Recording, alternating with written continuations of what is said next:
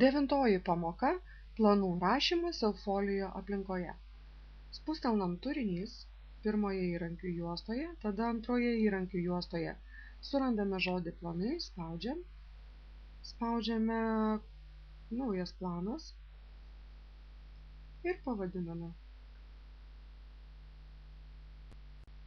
Štai užrašėme pavadinimą, jeigu norime, galime pateikti aprašą ir spaudžiame įrašyti planą.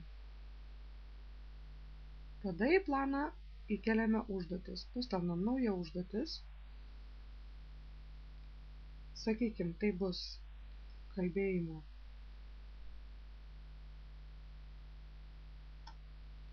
atsiskaitimas. Tada įrašome datą.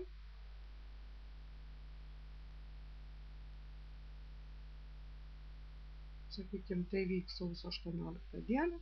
Na ir kad būtų aiškiau, galime įterpti reikalavimus.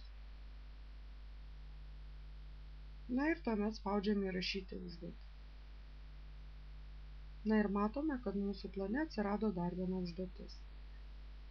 Tokių užduočių mėnesį mes galime surašyti daug. Kada užduotį atliekame, galima redaguoti.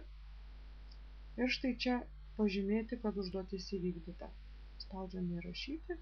Ir tuomet užduočių sąraše jūs matysite atliktus darbus pažymėtus varnele.